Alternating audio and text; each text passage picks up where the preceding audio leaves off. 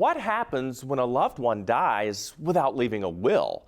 Listen and learn from this widow's experience, because this could happen to you. We need to do what's right by people. I did what I was supposed to do. Harsh words from Donna Morell Speed.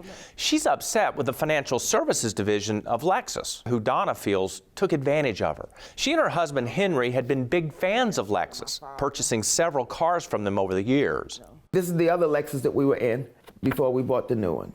So when Henry began having multiple health problems that made it difficult for him to even get into a car, they decided to go big and got a Lexus SUV. It's a comfortable car. It works really well.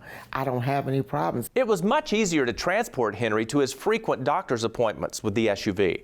But after several years in a courageous battle, Henry sadly passed away. Take a part of me with you every day. I will always love you. Unfortunately, Henry did not have a last will and testament, and the loan for the SUV was in his name only. So 3 days after his death, Lexus called Donna on the phone.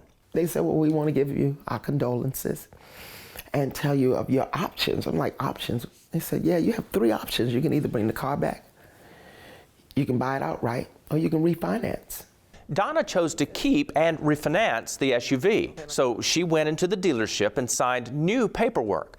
But the remaining balance changed dramatically when using her own admittedly poor credit score. You took my truck for $29,000 and you gave it back to me for $52,000. Donna now owes an additional $23,000 for the Lexus. Legally, it looks like they are that they're acting in accord with the law by holding her to the terms of the contract. Attorney Terry Fields is not involved with this dispute, but she specializes in estate planning. And I understand in this situation where she may have been dealing with a lot of grief and someone called up and she's maybe emotionally connected with the car and they're saying, well, if you want to keep it, come and re-sign.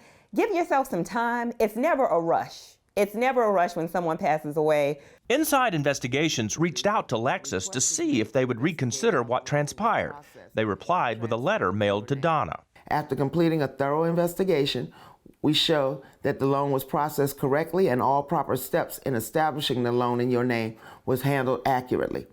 Lexus is choosing to stand by the legality of its actions, and what they're doing is, in fact, legal. But just for the record, the financial services division of Lexus has the option of simply allowing Donna to keep the original loan arrangement without piling on $23,000 more to the cost of her car. That being said, what can you learn from Donna's experience? The most important lesson: get a will. It doesn't have to be expensive. In fact, you and your spouse can do it online through a legal website like LegalZoom. Second, talk to a probate attorney. In some states, you may be allowed to keep making automotive payments under the original loan. And finally, avoid making any substantial financial decisions while grieving, or this could happen to you.